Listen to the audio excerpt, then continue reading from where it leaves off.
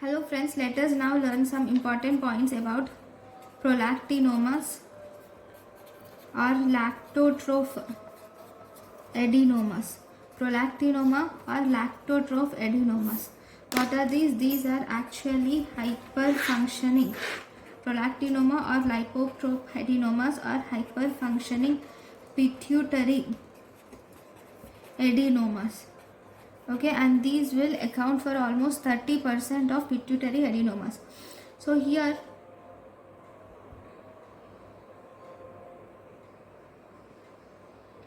okay, so if you see the hypothalamus will produce the dopamine. Okay, this hormone dopamine or neurotransmitter dopamine, it will inhibit the pituitary.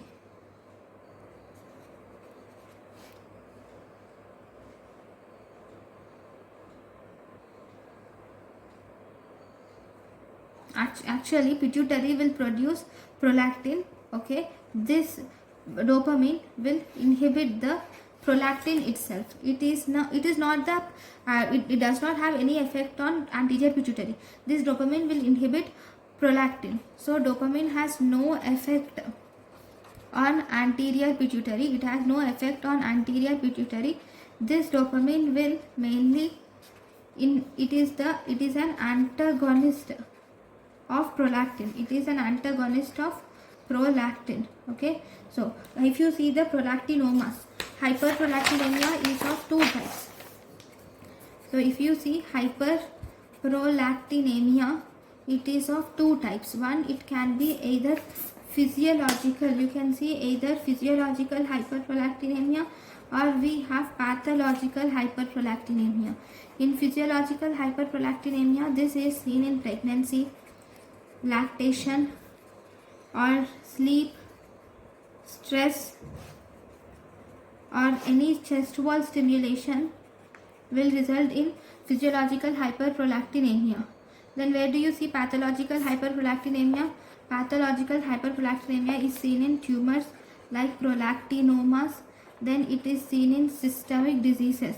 Pathological prolactinemia you will see in systemic diseases, like it is seen in hypothyroidism.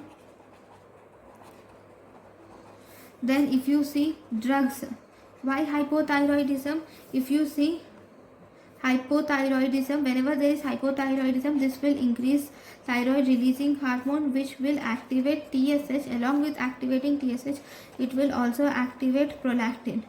And pathological is it, you will also see the dopamine drugs like dopamine inhibitors will also cause pathological prolactinemia. So what are these dopamine inhibitors? Or dopamine receptor blockers. Okay, these include risperidone,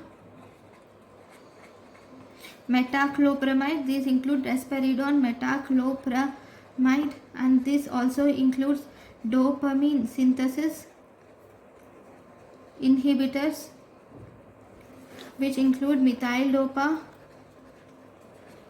Okay, this also includes H2 antagonists. H2 antagonists like cemeterin. Okay, so these are the important drugs which are important in hyperprolactinemia. Now,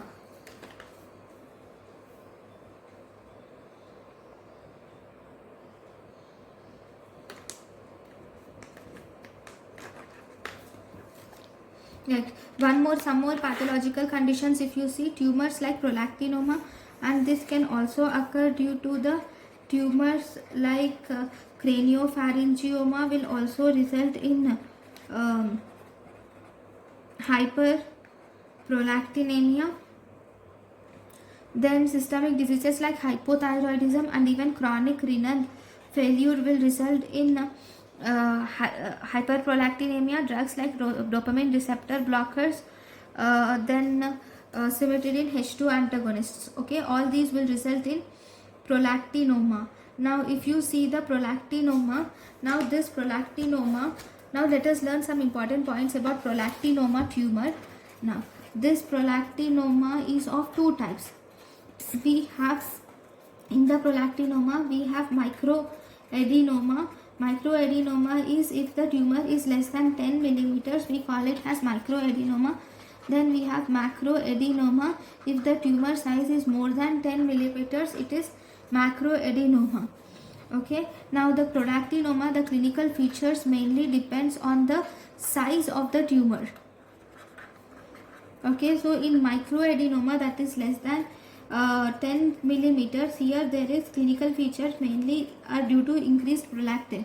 Whereas in macroadenoma, which is more than 10 millimeters, here the clinical features are due to increased prolactin, and due to mass effects will also result in macroadenoma. Now prolactinemia, whenever there is prolactinemia, it is most commonly prolactinoma in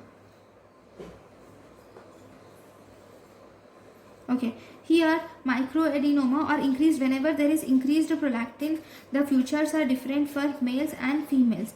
If the increased prolactin in males, it results in gynecomastia, it results in infertility. Okay, it also results in loss of libido. There is gynecomastia, infertility and loss of libido are seen in males. In females, there will be increased lactation, there will be menstruation, inhibition of menstruation, that is it causes amenorrhea in females, and even fertility is reduced in females.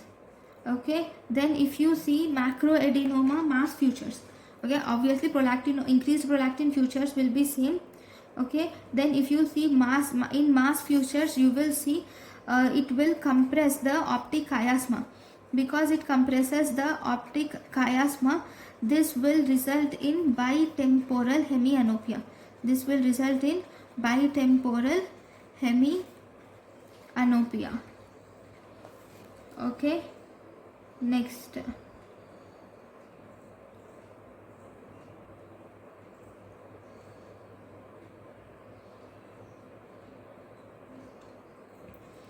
Next, if you see, so these are the important things. Now, if you see this prolactinoma, what is the common age group? It is most commonly present as 20 to 30 years of age, and this microadenoma are more common when compared to macroadenoma. Right. In this amenorrhea is secondary amenorrhea. You will see increased lactation, obviously secondary amenorrhea, and infertility. It will compress the optic chiasma and results in bitemporal hemianopia. This can also result in bitemporal central hemianopic scotoma. It causes bitemporal central hemianopic scotoma, and it also results in optic atrophy. Okay, so these are the main features of prolactinoma. Then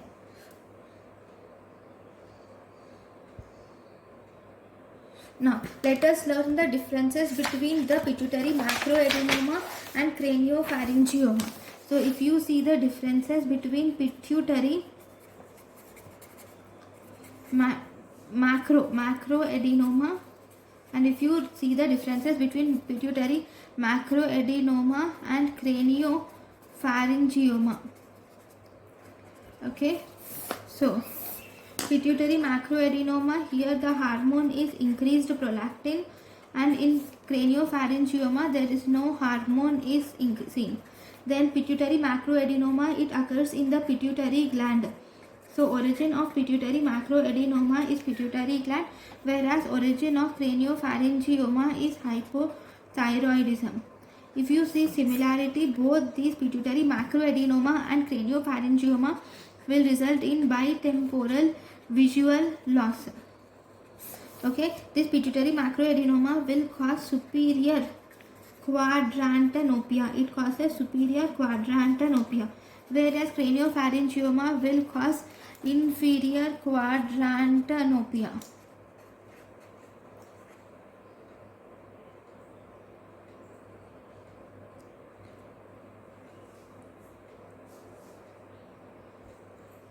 So now if you see the diagnosis of hyperprolactinemia, So in the diagnosis, the diagnosis of hyperprolactinemia, it is through by doing a fasting. We can do a fasting morning. Prolactin level is done, and here the hormone secretion in hyperprolactinemia, in normally it is pulsatile.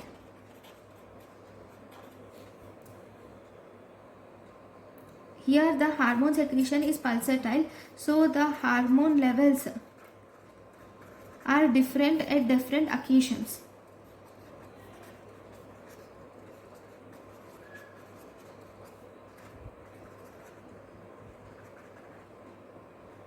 So because the hormone secretion is pulsatile, so you should measure. So because the hormone levels are different, so we should measure at different occasions. Several occasions you should measure the hormone levels.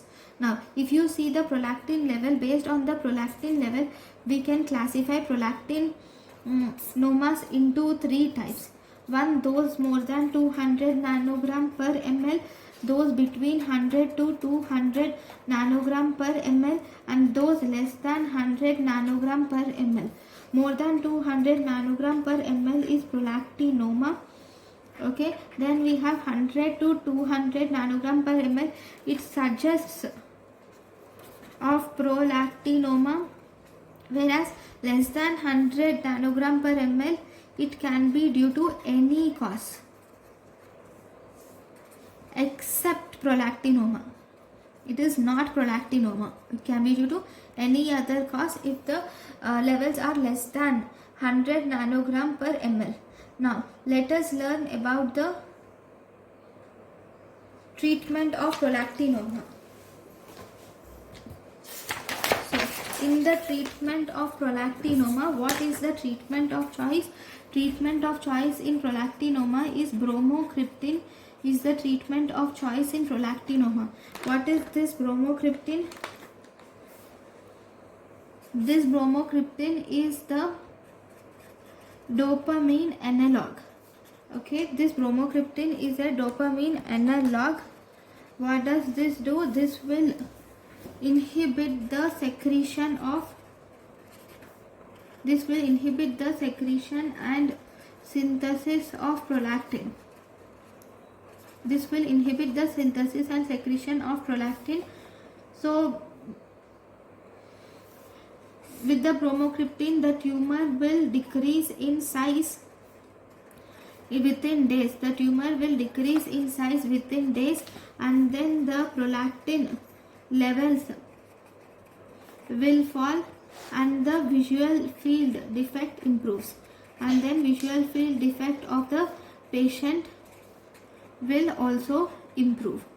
Okay, the treatment of choice is bromocriptine, which is a dopamine analog, which will inhibit the secretion and synthesis of prolactin, and tumor decreases in size within days, and prolactin level falls, and even the visual field defect improves with bromocriptine. Then how are you going to treat the treatment? Surgical treatment is available. In the surgical treatment you give transsphenoidal.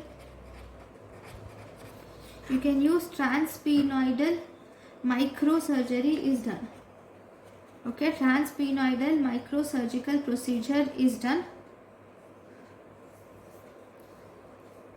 Okay, and to remove the tumor, surgical procedure is done to remove the tumor.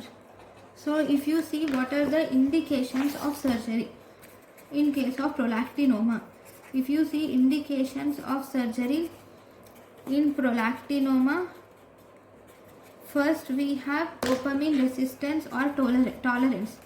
We have dopamine resistance or intolerance. Then the presence of invasive microadenoma, with compromised function, which will fail to improve rapidly after treatment. This will fail to improve rapidly after treatment. Okay, then if the patient has prolactin,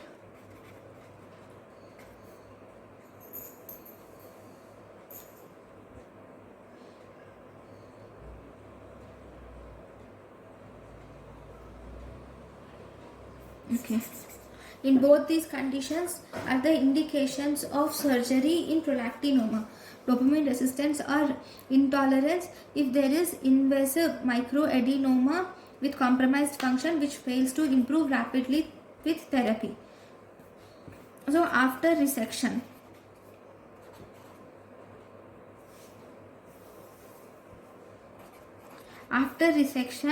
prolactin becomes normal in almost 70% of microadenomas. The prolactin becomes normal, whereas after resection prolactin becomes in 30%, but only 30% of macroadenomas can be successfully resected. Only 30% can be successfully resected. Okay, so this is the important thing.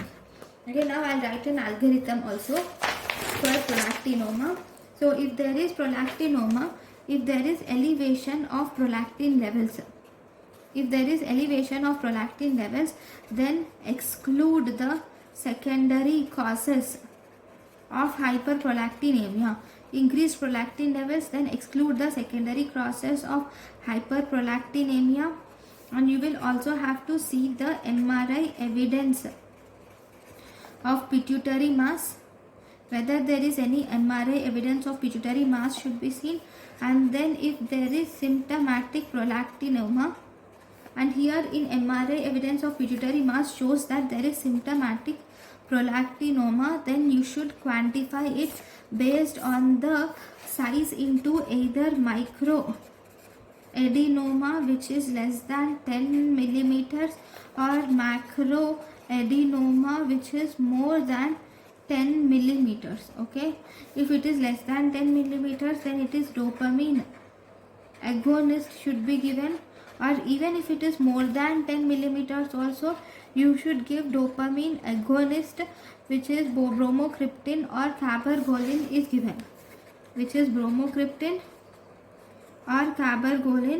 given, Okay, after giving dopamine agonist in microadenoma, you should check serum prolactin. Okay, and now if you check serum prolactin and if it comes to less than 20, then you can continue maintenance therapy. Then if it is between 20 to 50, then you will have to treat the disease and increase the dose. Okay, if this comes out to be more than 50, then you will have to consider for surgery. Okay, then there is dopamine agonist. In dopamine agonist, you will have to repeat MRI in 4 months. And if this will show two things: one, if it does not show any tumor shrinkage, if there is no tumor shrinkage, or if there is no tumor growth, or if there is persistent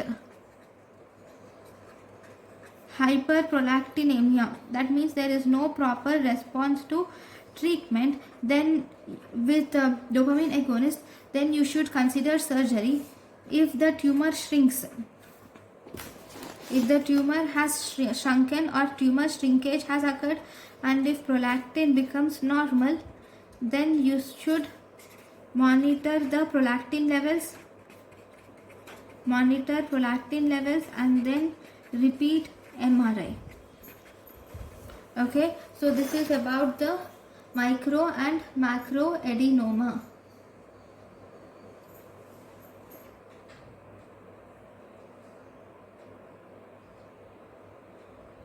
Right, so most common so there are two one-liners, that is, what is the most common secretory adenoma? Most common secretory adenoma is prolactinoma. What is the least common secretory adenoma. Least common secretory adenoma is TSH secreting tumors. Least common secretory adenoma is TSH secreting tumors are the least common secretory adenoma. If you were asked what is the most common cell which is involved in non-functional pituitary adenoma, most common cell involved in non-functional pituitary adenoma is gonadotropin producing cell. Gonadotropin producing cell is the most common cell involved in non-functional pituitary adenoma.